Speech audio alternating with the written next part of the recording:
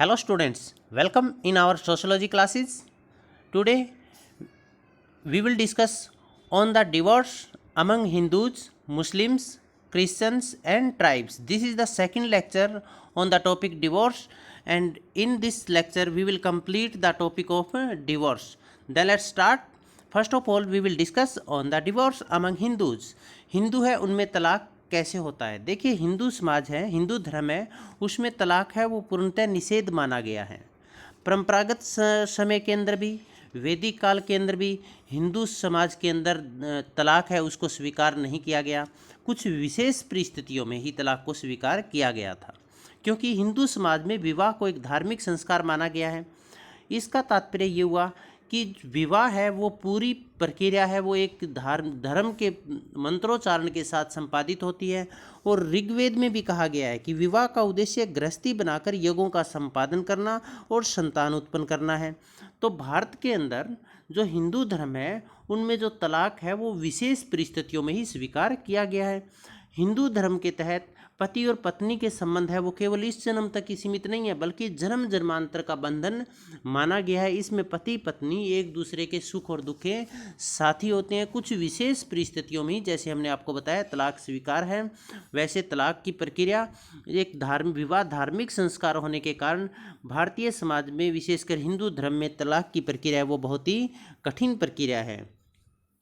स्त्री पुरुष दोनों को तलाक का अधिकार दिए। इसके पश्चात हिंदू विवाह अधिनियम 1955 और बाद में संशोधित 1976, इसके तहत स्त्री और पुरुष दोनों को तलाक का अधिकार दिया गया। देखिए, जैसे मुस्लिम धर्म है, मुस्लिम धर्म के अंदर जो तलाक का अधिकार है उसमें केवल पुरुषों को है, स्त्रियों को कुछ एक विशेष परिस्थितियों में है। परंतु भारत में हिंदू धर्म के अंदर जो तलाक का अधिकार है वो हिंदू विवाह अधिनियम की धारा 13 के तहत स्त्री और पुरुष दोनों को इसका अधिकार दिया गया है। भारत में जो तलाक है वो केवल कानूनी तरीके से होता है। जैसे मुस्लिम समाज है उसमें तलाक है वो प्रथाओं या परंपराओं के आधार पर लिखित रूप से होता है और साथ में कानूनों के द्वारा भी होता है। लेकिन मुस्लिम समाज में जो तलाक है वो प्रथाओं के आधार पर ज़्यादा होता है। तो वहीं हिंदू समाज है, हिंदू धर्म है, उसके अंदर तलाक है वो केवल कानूनी तरीके से और लिखित रूप में ही होता है, जिसमें दोनों पक्षों का सहमत होना आवश्यक है। तलाक की अर्जी स्त्री के द्वारा भी दी जा सकती है और पुरुष के द्वारा भी दी जा सकती है। केवल उन्हीं कारणों के तहत तलाक की अर्जी दी जा सकती है जो हिंदू धारा अधिनियम की धारा 13 के तहत जिनका वर्णन किया गया है। इसके पश्चात आगे चलते, हिंदू विवाह अधिनियम 1955 के तहत तलाक की शर्तें या प्रावधान। किन परिस्थितियों में एक स्त्री और एक पुरुष है वो वैवाहिक संबंधों को तोड़ सकते हैं, ये भारतीय संविधान या हिंदू विवाह अधिनियम 1955 की धारा 13 में इसका वर्णन किया गया है। तो इसमें पहला है व्यभिचारिता।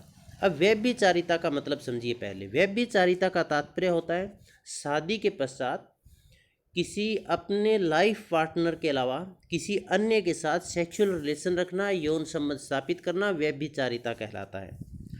अब एक पक्ष ने अर्जी दी तलाक के लिए, तो इसका तात्पर्य होगा कि दूसरे पक्षकार ने विवाह के पश्चात अपने पति या अपनी पत्नी को छोड़कर अन्य किसी के साथ इच्छा से यौन संबंध स्थापित किए हैं, तो वहाँ पर वो तलाक का अधिकारी बनता है, वो तलाक ले सकता है। यहाँ पर इच्छा से बोला, यदि किसी के साथ मान लीजिए रेप हुआ है, ज़बरदस्ती किसी ने सेक्सुअल रिलेशन स्थापित किए हैं, फिर वो तलाक की श्रेणी के अंतर्गत नहीं आता है। तो व्यभिचारिता का तात्पर्य विवाह के पश्चात किसी अन्य लड़के या लड़की के साथ यदि संबंध स्थापित किया है तो पीड़ित पक्ष है वो तलाक ले सकता है, तलाक की अर्जी दे सकता है। क्रूरता, विवाह के पश्चात, विवाह के अनुष्ठान के पश्चात अर्जीकार के साथ क्रूरता का व्यवहार किया हो। अर्जीकार कौन? जिसने तलाक के लिए एप्लीकेशन दी है, उसके साथ दूसरे पक्ष ने यदि विवाह के पश्चात क्रूरता की हो, शारीरिक रूप से या मानसिक रूप से, तो वो तलाक ले सकता है। अर्जीकार को निरंतर 2 वर्ष तक परित्यक्त रखना।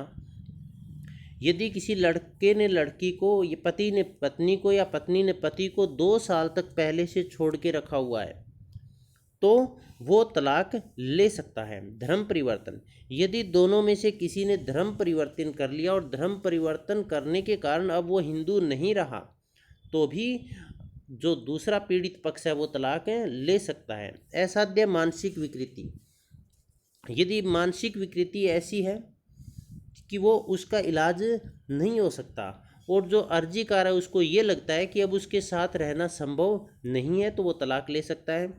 दूसरा पक्ष यदि असाध्य कुष्ठ रोग जैसे संक्रामक बीमारियों से पीड़ित है और वो अधिक उग्र हो, पागलपन हो, तो उस अवस्था में भी दूसरा पहला पक्ष है वो तलाक ले सकता है। पहला और दूसरे पक्ष का मतलब ये, जो तलाक की अर्जी दे रहा है वो पहला पक्ष, और जो दूसरा पक्ष ऑटोमेटिक ही हो गया जो जिसने अर्जी नहीं दी है, जो किसी न किसी कारण से दूसरे पक्ष को प्रताड़ित कर रहा है। कोढ़ जैसे संक्रामक रोग से पीड़ित होने के कारण भी तलाक दिया जा सकता है। दूसरे पक्ष ने धार्मिक पंथ के अनुसार सांसारिक संन्यास लिए लिया हो, मतलब इस दुनियादारी को उसने छोड़ दिया हो और संन्यास ले लिया हो, तो उसको रिनाउंस्ड द वर्ल्ड, इसका मतलब उस अवस्था में भी तलाक लिया जा सकता है। दूसरा पक्ष 7 वर्ष से लापता हो या उसके जीवित होने या न होने का कोई प्रमाण न हो, मतलब 7 साल से उसकी कोई सूचना न मिले, कोई ऐसा प्रमाण मौजूद नहीं हो कि वो जिंदा भी है या जिंदा नहीं भी है। जैसे कोई पत्नी 7 साल से लापता है तो उसका पति तलाक ले सकता है, इसी तरह से कोई पति 7 साल से लापता है तो उसकी पत्नी तलाक ले सकती है। तो इसके अलावा 2 विशेष अधिकार भी महिलाओं को दिए गए हैं तलाक के लिए हिंदू अधिनियम के तहत। वो इन धाराओं के अलावा स्त्री को 2 निम्न आधार पर भी तलाक का अधिकार मिला हो। पहला है, इस अधिनियम के लागू होने से पूर्व पति ने यदि दूसरा विवाह कर लिया हो या प्रार्थी के विवाह के समय उसकी दूसरी पत्नी जीवित हो। समझे ना आप? जैसे मान लीजिए आज किसी ने शादी की है, अपनी पत्नी दूसरी शादी कर ली, लेकिन दूसरी पत्नी को बताया नहीं उसने भी मेरी पहले शादी हुई है, और वो पत्नी भी जिंदा है, तो उस अवस्था में जो दूसरी पत्नी है वो अपने पति से तलाक ले सकती है। इसके अलावा इसने एक कारण ये बताया कि अधिनियम लागू होने से पूर्व पति ने यदि दूसरा विवाह कर लिया हो या प्रार्थी के विवाह के समय उसकी दूसरी पत्नी जीवित हो तो तलाक ले सकती है। दूसरा कारण है, यदि पति विवाह के बाद बलात्कार करता हो अपनी पत्नी, जिसका मतलब उसकी इच्छा के विरुद्ध यौन क्रिया करता हो, अप्राकृतिक अननेचुरल यौन क्रिया करता हो और अप्राकृतिक व्यभिचारी का अपराधी हो, उस अवस्था में भी जो पत्नी है वो अपने पति से तलाक ले सकती है। मतलब सेक्सुअली हरासमेंट करता हो किसी भी तरह से उसका पत्नी का, तो पत्नी है वो तलाक ले सकती है, और दूसरा यदि उसकी एक और पत्नी जीवित है तो भी वो तलाक ले सकती है। ये हिंदू विवाह अधिनियम के तहत तलाक की व्यवस्थाएं थी। इसके पश्चात हम आगे चलते हैं। डिवोर्स अमंग मुस्लिम्स, मुस्लिम विवाह में तलाक क्या है? देखिए, मुस्लिम विवाह में तलाक एक आसान प्रक्रिया है, क्योंकि इसमें क्या होता है, जो विवाह वो धार्मिक संस्कार नहीं है, एक सामाजिक समझौता है, और सामाजिक समझौते को किसी भी समय तोड़ा भी जा सकता है। और मुस्लिम विवाह है उसमें अरबी तलाक है वो अरबी भाषा के मूल शब्द तलाका से बना है, और तलाका का अर्थ क्या होता है? किसी जानवर को बांधने की रस्सी से मुक्त करना होता है। तलाक का अर्थ यहाँ पर क्या होगा? त्यागना होता है। किस चीज़ को त्यागना? पति के त्यागने का अर्थ है पत्नी को निकाह के बंधन से मुक्त करना, पत्नी को त्यागना। और मुस्लिम धर्म है उसमें जो तलाक का अधिकार है वो केवल पुरुषों को दिया गया है, महिलाओं को तलाक का अधिकार नहीं है। यहाँ पर प्राचीन समय से भी खुला प्रथा चली आ रही है। खुला प्रथा का मतलब ये होता है कि कोई भी पिता अपनी बेटी को उसके पति को मेहर की राशि या जिसको सदक भी कहते हैं वधु मूल्य लौटाकर मुक्त करवा सकता है। लेकिन मुस्लिम समाज में किसी भी तरह के तलाक की व्यवस्था हो उसमें पुरुष की स्वीकृति आवश्यक है। पुरुष यदि नहीं चाहता तो महिला को तलाक नहीं मिल सकता, लेकिन यदि महिला नहीं चाहती तो भी महिला को तलाक मिल सकता है। तो जो मुस्लिम समाज है उसमें इस्लाम या फिर उसके कानून है उसमें पुरुष है अधिकार, जो तलाक के अधिकार है वो पुरुषों को दिए गए हैं, स्त्रियों को नहीं है। पुरुष बिना अदालत की सहायता से किसी भी अपनी पत्नी को तलाक दे सकता है। तलाक देने के लिए पति का कोई कारण बतलाने की भी ज़रूरत नहीं है, उसे बिना कारण के भी वो तलाक दे सकता है। वह पत्नी को उसके द्वारा किसी प्रकार की कोई गलती नहीं होने पर भी तलाक दे सकता है, मतलब उसकी मर्जी है। स्त्री को यह अधिकार नहीं दिया गया है, जबकि महिलाओं को ऐसा अधिकार नहीं है। वह स्वेच्छा से अपनी पत्नी को इच्छा के विरुद्ध कभी भी तलाक नहीं कर सकती। परंपरागत मुस्लिम नियम स्त्री विवाह को विवाह विच्छेद का अधिकार नहीं देता है। जिन परिस्थितियों में स्त्री को तलाक का अधिकार दिया गया है उन परिस्थितियों में भी मुस्लिम धर्म के अंदर महिलाएं हैं वो तलाक देने के लिए स्वतंत्र नहीं है। वो केवल तभी तलाक होगा जब उसका पति उसको स्वीकृति प्रदान करे या उसका पति उसको तलाक देने के लिए सहमति प्रदान करे। परंतु मुस्लिम विवाह विच्छेद अधिनियम 1939 के तहत पत्नी को भी तलाक के अधिकार दिए गए हैं, जिनके बारे में हम अभी जानेंगे। तो पहले हम जान लेते हैं मुसलमानों में तलाक के अधिकार। देखिए, मुसलमानों में तलाक है, मुस्लिम धर्म है, उसमें तलाक है वो 2 तरीके से होता है। और वो 2 तरीके कौन कौन से हैं? बिना अदालत की सहायता के, या परंपरागत या प्रथागत नियमों के अनुसार, या अलिखित रूप से भी हम कह सकते हैं। तो मुस्लिम जो समाज है उसमें जो तलाक है वो ज़्यादातर तलाक है वो परंपरागत या प्रथागत नियमों के अनुसार होता है, अदालत की सहायता से। और दूसरा तरीका है अदालत की सहायता से या कानूनी तरीके से भी तलाक होता है। जैसे हिंदू समाज है, हिंदू धर्म है, उसमें जो तलाक है वो केवल कानूनी तरीके से होगा और वहाँ तलाक की प्रक्रिया बहुत जटिल है। मुस्लिम समाज में, मुस्लिम धर्म में ज़्यादातर तलाक है वो बिना किसी अदालत की सहायता से होता है। जैसे ट्रिपल तलाक भी हमने देखा है, उसके अंदर 3 बार मैं तलाक देता हूँ, मैं तलाक देता हूँ, मैं तलाक देता हूँ बोलना होता है। हालांकि इसको भारत के अंदर अब कानून के द्वारा इसको गैरकानूनी घोषित कर दिया गया है। तो तलाक मुसलमानों में 2 तरीकों से होगा, बिना अदालत की सहायता से, या प्राचीन परंपराओं के नियमों के अनुसार, या फिर अदालत की सहायता से या कानूनी तरीके से। अब हम आगे बढ़ते हैं, मुसलमानों में तलाक के प्रकार या प्रथागत पद्धतियाँ। अब वो कौन कौन से प्रकार है, प्रथागत पद्धतियाँ कौन कौन सी है जिनके आधार पर एक मुस्लिम पुरुष अपनी पत्नी को तलाक दे सकता है? तो इसके बारे में हम विस्तार से यहाँ पर जानते हैं और देखते हैं। देखिए, इसके साथ साथ मुस्लिम जो है वो 2 भागों में बंटे हुए हैं, शिया मुस्लिम और सुन्नी मुस्लिम। शिया मुसलमान हैं उनमें विवाह विच्छेद है, उसमें गवाहों का होना जरूरी है। जब तलाक हो गए तो गवाह का होना जरूरी है सामने। परंतु सुन्नी मुस्लिम है उसमें तलाक के लिए गवाह की आवश्यकता नहीं है, किसी भी तरह से के बिना गवाह के होने से भी तलाक दिया जा सकता है। और जैसे कि हमने देखा है कि यहाँ पर तलाक मुस्लिम समाज में 2 तरह से होते हैं, लिखित भी होते हैं और मौखिक भी होते हैं, और ज़्यादातर है वो मौखिक होते हैं। तो पहला है तलाक ए-हसन।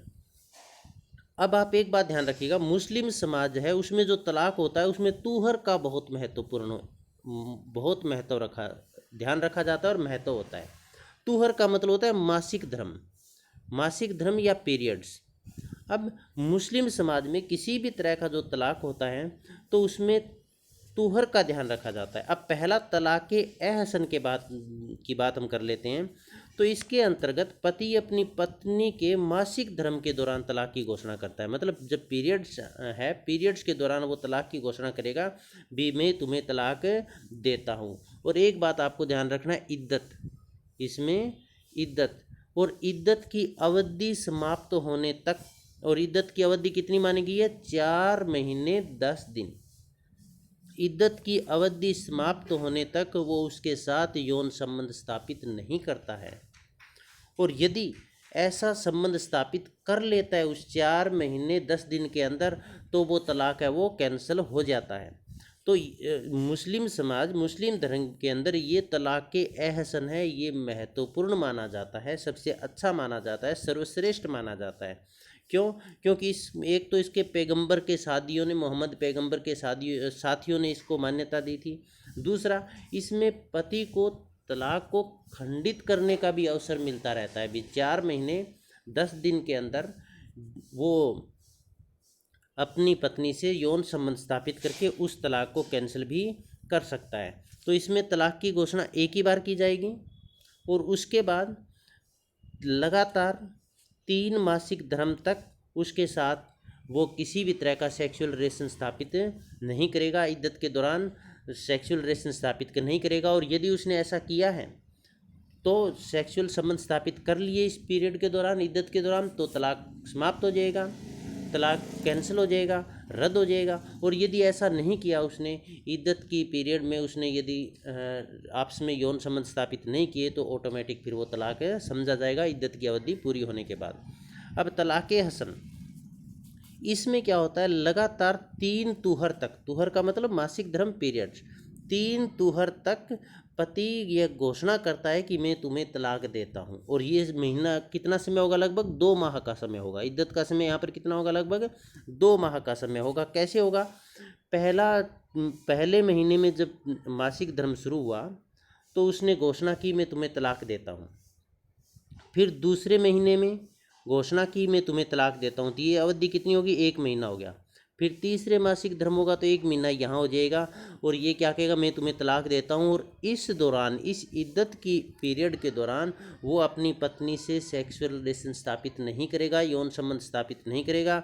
तो इस अवधि के समाप्त होने के पश्चात तलाक माना जाएगा और यदि इस दौरान संबंध स्थापित कर लिया तो तलाक है वो रद्द हो जाएगा। अब इन दोनों में फ़र्क क्या है, इसमें देखिएगा, एक ही बार तलाक की घोषणा करता है पहले मासिक धर्म के दौरान, उसके पश्चात वो 3 मासिक धर्म तक उनके साथ संबंध स्थापित नहीं करता है। इसमें तीनों तुहरों में 3 बार वो तलाक की घोषणा करता है, पहले तुहर पर मतलब पहले मासिक धर्म के दौरान, फिर अगले मासिक धर्म के दौरान और फिर अगले मासिक धर्म के दौरान। और इस दौरान वो सेक्सुअल रिलेशन स्थापित नहीं करता अपनी पत्नी के साथ, और यदि कर ले तो तलाक है वो रद्द हो जाता है। तलाक़े उल बिद्दत या तलाक़े बयान, तलाक़े उद बिद्दत है, इसके अंदर क्या होता है कि ये ट्रिपल तलाक का, 3 तलाक का एक प्रकार है। इसके अनुसार तुहर के समय, तुहर का मतलब क्या हुआ, मासिक धर्म के दौरान पति है वो अपनी पत्नी को 3 बार घोषणा करता है कि मैं तुझे 3 बार तलाक देता हूँ, मैं तुम्हें तलाक देता हूँ, मैं तुम्हें तलाक देता हूँ, मैं तुम्हें तलाक देता हूँ, यह घोषणा करता है। और इद्दत की पीरियड पूरा होने तक मतलब 3 मासिक धर्म तक वो उसके साथ सेक्सुअल रिलेशन स्थापित नहीं करता।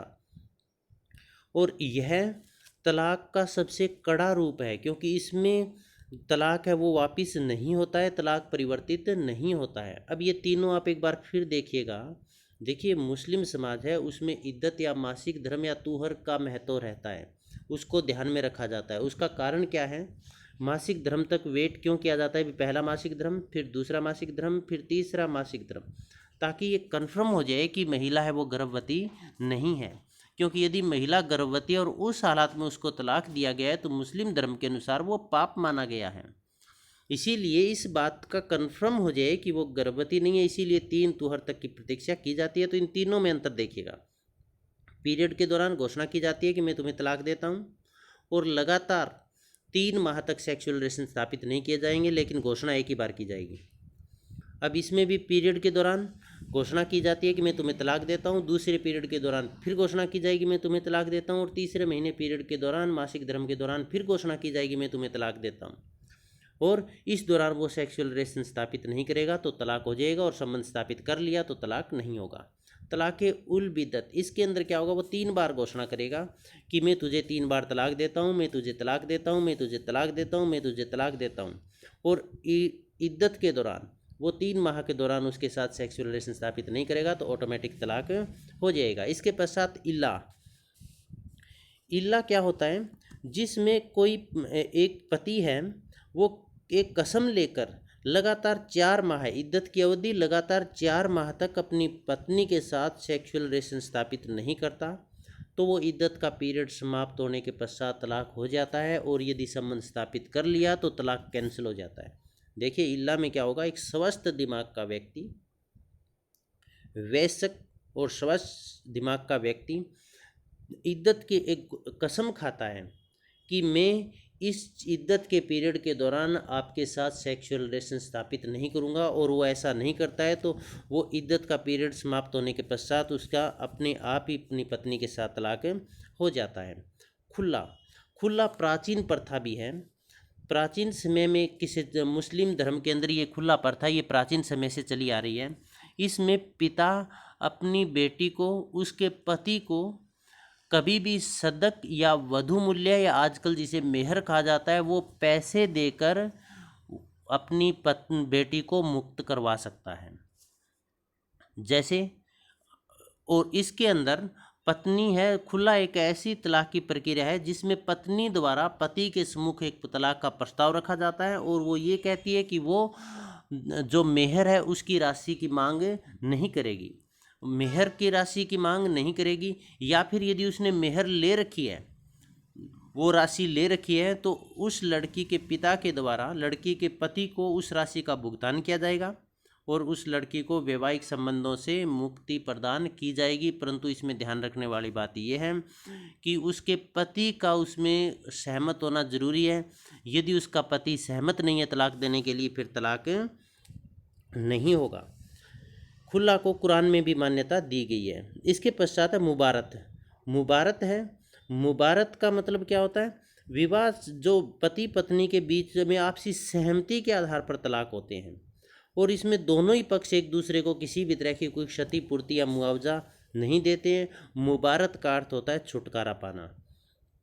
देखिए, इल्ला का मतलब पति कसम खाएगा और इद्दत के दौरान अपनी पत्नी के साथ संबंध स्थापित नहीं करेगा तो तलाक हो जाएगा। खुला का मतलब लड़की के पिता के द्वारा उसके पति को सदक, जिसको वधु मूल्य बोलते हैं, या मेहर की राशि लौटाकर अपनी लड़की को मुक्त करवा, वैवाहिक बंधनों से मुक्त करवा सकता है। और मुबारत का मतलब होता है छुटकारा पाना, जिसमें पति पत्नी आपसी सहमति से एक दूसरे से अलग होते हैं, एक दूसरे से वो तलाक लेते हैं और एक दूसरे को किसी तरह का मुआवजा या क्षतिपूर्ति नहीं करनी पड़ती। और यहाँ पर मुबारत का अर्थ होता है छुटकारा या पारस्परिक मुक्ति। इसके पश्चात है जीहर। जीहर क्या? अब जीहर और लियान है, ये दोनों कानूनी है, कानूनी आधार पर तलाक है और ये इसमें जो तलाक की अर्जी है या प्रस्ताव है वो पत्नी के द्वारा रखा जाता है। अब जीहर का तात्पर्य ये है कि पति है वो अपनी पत्नी को एक ऐसी स्त्री मान लेता है या उसकी तुलना एक ऐसी लड़की के साथ करता है जिसके साथ मुस्लिम कानूनों के अंतर्गत विवाह नहीं हो सकता। दोबारा सुनिएगा, जीहर का तात्पर्य पति अपनी पत्नी को एक ऐसी लड़की मान लेता है जिसके साथ मुस्लिम कानूनों के अनुसार उसका विवाह सही नहीं है या विवाह नहीं हो सकता, या उसकी तुलना ऐसी लड़की से करता है जिसके साथ मुस्लिम कानून के अनुसार विवाह नहीं हो सकता। तो फिर अब पत्नी है, उसने तो पति ने ये बात कह दी, फिर पत्नी कहेगी कि आपने ये गलत कहा है, आप इसके लिए आपको प्रायश्चित करना पड़ेगा, पश्चाताप करना पड़ेगा। परंतु यदि वो प्रायश्चित या पश्चाताप नहीं करता है तो पत्नी के द्वारा अदालत में तलाक की अर्जी दी जाती है। फिर अदालत है वो उसके पति को प्रायश्चित करने के लिए कहती है और यदि फिर भी वो प्रायश्चित नहीं करता है तो अदालत के द्वारा उसको पत्नी को तलाक दे दिया जाता है, उसको तलाक को मंजूर कर लिया जाता है। अब प्रायश्चित किस चीज़ का करना है? प्रायश्चित में वो क्या करेगा? तो प्रायश्चित में इस्लाम में 3 विधियों को रखा गया है। पहली विधि क्या है? कोई एक गुलाम को आज़ाद करो तो प्रायश्चित माना जाएगा। दूसरी विधि ये है कि 2 माह तक लगातार उपवास रखो, व्रत रखो। और तीसरी विधि है 60 दिन व्यक्तियों को भोजन कराओ। और ये प्रायश्चित की 3 विधियाँ कौन सी? एक गुलाम को आज़ाद करो, या फिर 2 माह तक उपवास रखो, या फिर 60 दिनों तक लगातार व्यक्तियों को भोजन करवाओ। और यदि इस तरह से प्रायश्चित नहीं करता है पत्नी के कहने पर और अदालत के कहने पर भी, तो अदालत के द्वारा उसके वैवाहिक संबंधों को तोड़ दिया जाता है। तो इसे हम कहते हैं जीहर। लियान का मतलब होता है आरोप लगाना। अब इसमें क्या होता है? जब पति ईश्वर की कसम खाकर, खुदा की कसम खाकर और अपनी पत्नी पर आरोप लगाता है कि इसके किसी दूसरे लड़के के साथ यौन संबंध या इसने यौन संबंध स्थापित किए हैं विवाह के पश्चात, पर पुरुष गमन का आरोप यदि लगाता है, व्यभिचारिता का आरोप लगाता है, तो पति का यह कार्य लियान कहा जाएगा। और फिर पत्नी यदि उसको मना कर दे, इनकार कर दे भी मैंने ऐसा कुछ नहीं किया, मेरे किसी के साथ कोई रिलेशन नहीं है, और पत्नी के कहने पर पति यदि आरोप वापस ना ले तो पत्नी द्वारा अदालत में तलाक के लिए अर्जी दी जा सकती है और तलाक की घोषणा है वो न्यायालय के द्वारा होती है। तो एक बार फिर देखिएगा, जीहर का तात्पर्य क्या होगा? जीहर का अर्थ होता है भी पति है वो अपनी पत्नी की तुलना ऐसी लड़की से के साथ करता है जिसका मुस्लिम कानून के अनुसार विवाह नहीं हो सकता, और पत्नी बाद में उस पति को प्रायश्चित करने के लिए कहती है। और प्रायश्चित में क्या होगा? एक गुलाम को आज़ाद करो, या 60 दिनों तक व्यक्तियों को भोजन कराओ, या 2 माह का उपवास रखो। परंतु यदि वो पत्नी के कहने पर भी और फिर अदालत के कहने से भी यदि प्रायश्चित नहीं करता है तो अदालत के द्वारा उसके वैवाहिक संबंधों को तोड़ दिया जाता है, तलाक कर दिया जाता है। लियान का मतलब होता है आरोप लगाना। यदि कोई पति अपनी पत्नी पर आरोप लगाता है कि उसके किसी अन्य के साथ सेक्सुअल रिलेशन है और पत्नी इनकार करती है और पति फिर भी इस बात को स्वीकार नहीं करता है, तो पत्नी अदालत में तलाक के लिए अर्जी दे सकती है और अदालत के द्वारा, न्यायालय के द्वारा फिर उसको वैवाहिक संबंधों को तोड़ दिया जाता है। ये प्रकार थे। इसके पश्चात हम चलते हैं मुस्लिम विवाह विच्छेद अधिनियम 1939। क्वेश्चन आ सकता है मुस्लिम विवाह विच्छेद अधिनियम कौन सा है और उसकी किस धारा के तहत महिलाओं को भी तलाक के अधिकार दिए गए हैं। तो मुस्लिम विवाह विच्छेद अधिनियम 1939 की धारा 2 के अनुसार पत्नी को कुछ एक परिस्थितियों में तलाक के अधिकार दिए गए हैं।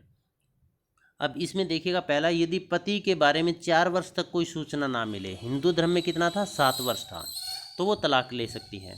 पिछले 2 वर्षों से लगातार पत्नी का, यदि पति हैं वो लगातार या जानबूझकर असमर्थता के कारण पिछले लगातार 2 वर्षों से अपनी पत्नी का भरण पोषण करने में असफल रहा हो तो भी पत्नी द्वारा तलाक लिया जा सकता है। तीसरा है, यदि पति को 7 वर्ष या इससे अधिक की कैद हो जाए और उसके खिलाफ, मतलब कैद हुई है और कैद के खिलाफ यदि कोई अपील नहीं चल रही है तो भी पत्नी द्वारा अपने पति को तलाक दिया जा सकता है। यदि बिना किसी कारण पति 3 वर्षों तक, लगातार 3 वर्षों तक पत्नी के साथ दाम्पत्य दायित्वों या वैवाहिक कर्तव्यों का पालन न कर रहा हो, मतलब उनके साथ यौन संबंध स्थापित ना कर रहा हो, तो भी वो तलाक ले सकती है। विवाह के समय से लेकर तलाक के लिए प्रार्थना पत्र देते समय उसका पति यदि नपुंसक है तो भी वो तलाक ले सकती है। यदि पति 2 वर्ष से कोढ़ जैसे संक्रामक रोगों या पागलपन से ग्रस्त हैं तो भी पत्नी के द्वारा तलाक लिया जा सकता है। यदि बाल विवाह हुआ हो और पत्नी द्वारा पति से सहवास न होने और 18 वर्ष की आयु पूरी होने से पूर्व ऐसे विवाह के विरुद्ध घोषणा कर सकते हैं। मतलब बाल विवाह हुआ और अभी उनकी 18 वर्ष आयु पूरी नहीं हुई है तो महिला के द्वारा तलाक लिया जा सकता है। यदि पति व्यभिचारी हो, व्यभिचारी का मतलब पर स्त्री गमन करता हो, किसी दूसरी लड़की के साथ संबंध रखता हो, क्रूर हो, मारपीट करता हो, गाली गलौज करता हो, पत्नी को आदतन पीटता हो, मतलब आमतौर पर आदतन पीटना हो, पत्नी को अनैतिक कार्य करने के लिए बाध्य करता हो, अब सभी पत्नियों के साथ समानतापूर्वक व्यवहार न करता हो। सभी पत्नियां कौन सी, क्योंकि मुस्लिम कानून के अनुसार 4 पत्नियों को एक साथ रख सकता है। एक मुस्लिम पुरुष 4 पत्नियों के साथ शादी कर सकता है, परंतु यदि वो सभी के साथ बराबर का व्यवहार न करता हो, धार्मिक कार्यों में पत्नी के धार्मिक कार्यों में बाधा पहुंचाता हो, तो पत्नी द्वारा तलाक का प्रस्ताव न्यायालय में प्रस्तुत किया जा सकता है। ये जो सारे प्रावधान हैं, ये प्रावधान, इन प्रावधानों के तहत तलाक है वो केवल न्यायालय के द्वारा किया जाता है। इसके अलावा मुस्लिम कानून के अनुसार जो कारण अमान्य है उसके आधार पर भी तलाक लिया जा सकता है। तो ये मुस्लिम समाज के अंदर तलाक की व्यवस्था थी। अब हम बढ़ते हैं आगे, ईसाइयों में तलाक की व्यवस्था। देखिए, इस तलाक से अभिप्राय वैवाहिक संबंधों को तोड़ना है, वैवाहिक संबंधों का विघटन होना है, टूटना है। इस्लाम धर्म है वो तलाक की अनुमति नहीं देता है। क्यों नहीं देता है? क्योंकि इस्लाम धर्म में पति पत्नी से जीवन भर सुख दुख व आपत्तियों के समय एक दूसरे का साथ देने का वचन लिया जाता है। भी हम सभी साथ हैं, साथ रहेंगे। तो जो ईसाई धर्म है, ईसाइयों के अंदर जो तलाक है, डिवोर्स है, वो अनुमति नहीं देता है। परंतु यदि हम वास्तव में देखें तो पश्चिमी देश है, पश्चिमी देशों में ईसाइयों की संख्या सबसे ज़्यादा और वहाँ पर तलाक की दर है, तलाक का रेट है वो भी सबसे ज़्यादा है। तो हकीकत में देखा जाए तो जो ईसाई है उसमें तलाक की जो दर है वो सबसे ज़्यादा है, तलाक काफ़ी हो रहे हैं। भारत में 1869 में पारित तलाक अधिनियम सभी भारतीय ईसाइयों पर लागू होता है। इस अधिनियम को 14 भागों में बांटा गया, 14 पार्ट्स में डिवाइड किया गया है। इसमें 62 धाराएं हैं और 14 अनुसूचियां इसके साथ संलग्न हैं। धारा 10 से धारा 17 तलाक से संबंधित है। इस अधिनियम में तलाक के लिए जो व्यवस्थाएं की गई है उनका वर्णन हम यहाँ पर करते हैं। पहला है डिसोल्यूशन ऑफ मैरिज। तलाक है वो तलाक किसे कहें, किन परिस्थितियों में तलाक लिया जा सकता है।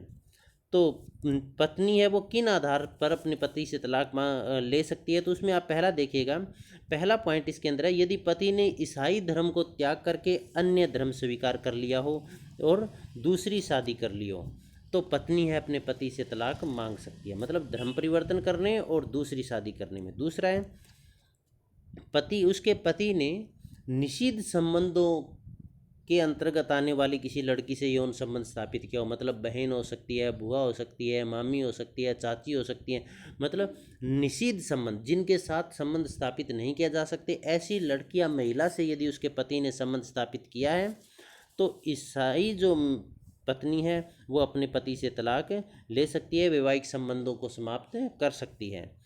पति ने कई शादियां कर ली हो तो भी महिला शादी तलाक ले सकती है।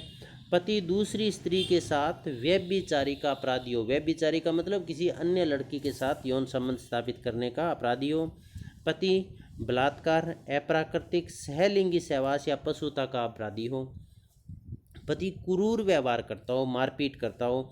पति ने कम से कम 2 वर्ष से अपनी पत्नी का त्याग कर रखा हो, और मुस्लिम समाज में भी 2 वर्ष का ही था ना, तो पत्नी ने कम से कम 2 वर्ष तक अपनी पत्नी का त्याग कर रखा हो, तो उस अवस्था में पत्नी है वो पति से तलाक की मांग कर सकती है, तलाक के लिए एप्लीकेशन दे सकती है। विवाह की अवैधता, कोई भी व्यक्ति, पति या पत्नी, अपनी शादी को प्रार्थना पत्र के माध्यम से अवैध करा सकता है। तो इस अधिनियम में किन किन आधारों पर अपनी शादी को अवैध करा सकता है, शादी को तुड़वा सकता है, तलाक ले सकता है।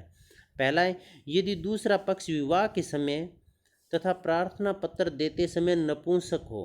इसका मतलब क्या हुआ कि जब विवाह हुआ उस समय और प्रार्थना पत्र दिया उस समय वो लगातार नपुंसक हो, तो उस स्थिति में भी वैवाहिक संबंधों को समाप्त किया जा सकता है, विवाह को अवैध घोषित करवाया जा सकता है। यदि दूसरा पक्ष निषेधात्मक रक्त संबंधी या विवाह संबंधी है, मतलब उन दूसरा जो पक्ष है, जो लड़का है, जो लड़की है, जो लड़का है या जिस लड़की के साथ उसकी शादी हुई है, वो निषेधात्मक रक्त संबंधी है, मतलब ऐसी संबंधी है जिनके साथ यौन संबंध स्थापित नहीं किए जा सकते, तो भी वैवाहिक संबंधों को न्यायालय के द्वारा समाप्त किया जा सकता है। और तीसरा जो इसमें प्रावधान किया गया है, दोनों पक्षों में से विवाह के समय कोई सा पागल था या विवाह के समय दूसरी पत्नी या पति जीवित था। देखिए ये लगभग जो भारतीय तलाक के प्रावधान है उसमें ये पॉइंट मिल रहे हैं। आप इनके साथ कंपैरिजन करोगे तो पाओगे कि लगभग ये समान है। तो इन अवस्थाओं में जो आपसी संबंध है, वैवाहिक संबंध है, विवाह को अवैध घोषित करवाया जा सकता है। कौन से? नंबर 1 नपुंसक हो, नंबर 2 निषेधात्मक रक्त संबंधी हो, नंबर 3 विवाह के समय पागल हो, या फिर कोई दूसरी पत्नी या पति जीवित हो विवाह के समय। इसके पश्चात ईसाई धर्म में तीसरा है न्यायिक पृथकीकरण, जुडिशियल सेपरेशन। पति यदि क्रूर है, व्यभिचारी, यदि एक पक्ष क्रूरतापूर्ण व्यवहार करता है, व्यभिचारी करता है, तो वैधानिक तौर पर न्यायालय के द्वारा उनको कुछ समय के लिए पति पत्नी को अलग अलग कर दिया जाता है, अलग अलग रहने का आदेश दिया जाता है, जिसे न्यायिक पृथकीकरण कहते हैं।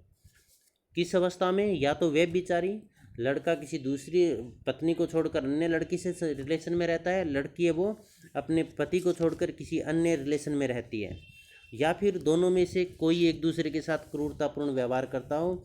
तो इन अवस्थाओं में वैधानिक तौर पर न्यायालय द्वारा कुछ समय के लिए उनको अलग अलग रहने का आदेश दिया जाता है, और जितने समय तक वो अलग अलग रहते हैं वो तलाक ही समझा जाता है। परंतु वास्तविक जो तलाक है वो इस न्यायिक पृथकीकरण की अवधि पूरी होने के पश्चात होता है। सुरक्षा ऑर्डर, प्रोटेक्शन ऑर्डर, सुरक्षा आज्ञा। इस अधिनियम के अनुसार पत्नी है वो अपने पति से तलाक की एवज में अधिकारों, संपत्ति संबंधी अधिकारों की मांग कर सकती है।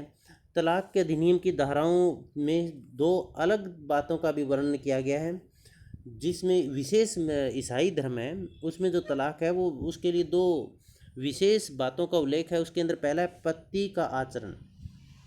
पहला पति का आचरण, यदि पति यौन अपराधी है, उसने अनुचित यौन संबंध स्थापित किए हैं तो तलाक हो सकता है। दूसरा, पत्नी के जीवित होने पर दूसरी शादी कर लेना तो भी तलाक हो सकता है। इसके पश्चात हम आगे चलते हैं। डाइवर्स अमंग ट्राइब्स, जनजातियों में तलाक। देखिए जनजातियां हैं उनमें तलाक, जनजातियों में मान्यता है कि वैवाहिक संबंधों का अनावश्यक रूप से संघर्ष में बनाने की बजाय उसे समाप्त कर दिया जाना अधिक अच्छा रहेगा, यही तलाक है। इसका तात्पर्य क्या हुआ? भी आपसी संबंध पति पत्नी के संबंध है, उसमें लड़ाई झगड़ा रहता है, संघर्ष रहता है, तो जनजातियां मानती है कि उन संघर्ष को बढ़ाने की बजाय उन संबंधों को समाप्त कर दें। तो जनजातियों में वैवाहिक संबंध है वो धार्मिक संस्कार न होकर वो आपसी समझौता होता है, और समझौते को कभी भी तोड़ा जा सकता है। तो आदिवासी या जनजातीय समाज में तलाक है वो बहुत ही आसान होता है, सरल होता है, मुस्लिम समाज की तरह। तो यहाँ पर हम पढ़ते हैं विवाह सामाजिक समझौता। जनजातियों में विवाह वो एक सामाजिक समझौते के समान होता है जिसे कभी भी तोड़ा जा सकता है।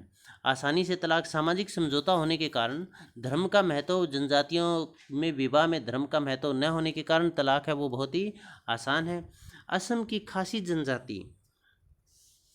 खासी जनजाति में तलाक है वो व्यभिचारिता के कारण, या व्यभिचारिता का मतलब क्या हुआ, पर स्त्रीगमन या पर पुरुष गमन के कारण, या फिर स्त्री के बांझपन होने के कारण तलाक दिया जा सकता है।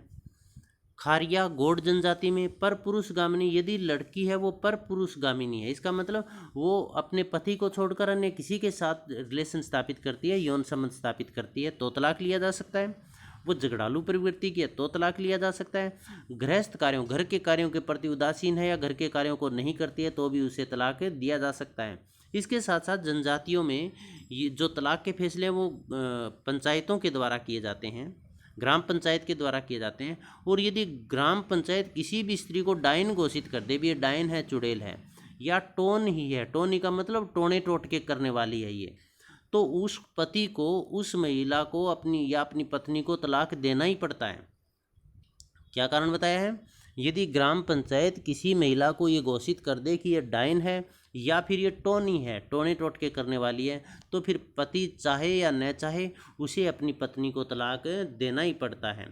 इसके पश्चात पति पत्नी दोनों को तलाक का अधिकार है। जनजातीय समाज में तलाक का अधिकार पति पत्नी दोनों को दिया गया। मुस्लिम समाज की तरह केवल पुरुषों के पास तलाक के अधिकार यहाँ पर नहीं है। दोनों में से किसी भी पक्ष द्वारा तलाक लिया जा सकता है। निर्णय, अब तलाक का निर्णय वो पंचायत के द्वारा किया जाएगा। यहाँ पर कानून का महत्व नहीं है, प्रथाओं परंपराओं का महत्व नहीं है, बल्कि जनजातियों में जो तलाक का निर्णय है वो पंचायत के, ग्राम पंचायत के द्वारा किया जाएगा। और दोनों पक्षों का सहमत होना आवश्यक है। यदि तलाक में दोनों पक्ष सहमत नहीं है तो फिर तलाक नहीं लिया जा सकता। तलाक की मांग करने वाला, यदि एक पक्ष तलाक की मांग करता है तो उसे दूसरे पक्ष को हर्जाना भी देना पड़ता है, क्षतिपूर्ति भी देनी पड़ती है। जैसे लुसाई जनजाति में यदि पति पत्नी को तलाक देता है तो जो उसे वधु मूल्य की रकम है वो उसे वापस से लौटानी पड़ती है। इसके बच्चों पर, अब तलाक जब हुआ तो बच्चों पर अधिकार किसका होगा? साधारणतः तलाक के बाद बच्चों पर जो अधिकार है वो महिला का होता है, जैसे खासी जनजाति में है। परंतु यदि इस पर सहमति नहीं बनती है तो फिर बच्चों पर अधिकार है वो आपसी सहमति के कारण होता है। आपसी सहमति के द्वारा, दोनों की आपसी सहमति और समझौते के द्वारा बच्चों पर अधिकारों का निर्धारण होता है। पुनर्विवाह में आसानी, जनजातीय समाज है उसमें तलाक है उसको कोई बुरी चीज़ नहीं मानी गई है। आपसी संबंधों में मनमुटाव है तो जीवन सुख में जीने के लिए आसानी से तलाक देने की व्यवस्था की गई है। इसीलिए पुनर्विवाह संबंधी भी कोई परेशानी नहीं है। जनजातीय समाज के अंदर पुनर्विवाह आसानी से हो जाता है, जिससे उसका दोबारा जीवन है वो सुख में चल सके। ग्रामीण व नगरीय समाजों की अपेक्षा जनजातीय समाजों में तलाक है वो बहुत ज़्यादा होता है, परंतु इसके साथ साथ उनका पारिवारिक विघटन नहीं होता है, न ही कोई किसी तरह की समस्या होती है, क्योंकि वहाँ पर पुनर्विवाह है उसको अनुमति प्रदान की गई है, आसानी से पुनर्विवाह हो जाते हैं। परंतु इसका तात्पर्य ये नहीं है कि आदिम समाज है, जनजातीय समाज है, वो तलाक को प्रोत्साहित करता है, प्रोत्साहित नहीं करते हैं। परंतु जब जीवन के संबंध है, जो वैवाहिक संबंध है, उसमें संघर्ष बहुत ज़्यादा बढ़ जाए, चरम सीमा पर हो, तो उसका जो अंतिम समाधान है वो तलाक को स्वीकार किया गया है। ये विभिन्न समाजों के अंदर, विभिन्न धर्मों के अंदर तलाक थे, जो काफ़ी इंपॉर्टेंट है, आपको इनको अच्छे से करना है। और इसके साथ साथ एक क्वेश्चन आपको कमेंट बॉक्स में लिख कर डालना है भी, मुस्लिम धर्म के अंदर कौन सा अधिनियम महिलाओं को तलाक का अधिकार देता है। इसमें पहला क्वेश्चन सेल्फ असेसमेंट में हम करते हैं, वो पहला क्वेश्चन है तलाक से आप क्या समझते हैं। 2 नंबर का क्वेश्चन खुला क्या है, खुला क्या है, इद्दत क्या है, तलाक़ हसन क्या है, तलाक़ एहसन क्या है, तूहर क्या है। तो इस तरह के क्वेश्चन यहाँ पर पूछे जा सकते हैं। तो आपको सभी पॉइंट है ये अच्छे तरह से देखने हैं, जो मुस्लिम समाज में तलाक के प्रकार बताए थे वो आपको अच्छे से देखने हैं। क्वेश्चन ऐसे भी पूछा जा सकता है, हिंदू धर्म के अंदर स्त्री पुरुष को तलाक का अधिकार किस अधिनियम के तहत दिया गया। तलाक क्या है। हिंदू विवाह अधिनियम 1955 संशोधित 1976 में तलाक के धारा प्रावधानों का वर्णन कीजिए। बड़ा क्वेश्चन आ सकता है 16 नंबर का, मुस्लिम विवाह विच्छेद अधिनियम 1939 पर लेख लिखें, या मुस्लिमों में तलाक की व्यवस्था या मुस्लिमों में तलाक के प्रकार बताएं। एक ही क्वेश्चन बनेगा। मुसलमानों में तलाक के प्रकार बताएं, तो इसमें आपको वो भी वर्णन करेंगे, और साथ साथ में मुस्लिम विवाह विच्छेद अधिनियम 1939 की जो धाराओं का वर्णन किया गया जिसके तहत महिलाओं को तलाक का अधिकार दिए गए हैं, वो भी आप वहाँ पर वर्णन करेंगे। ईसाइयों में तलाक पर निबंध लिखें, जनजातियों में तलाक की व्यवस्था को बताएं। तो इस तरह के क्वेश्चन पूछे जा सकते हैं। पूरी उम्मीद है आपके अच्छे समझ में आएगा। फिर भी कोई डाउट है आप कमेंट बॉक्स में लिख सकते हैं। साथ बने रहने के लिए आप सबका बहुत बहुत धन्यवाद।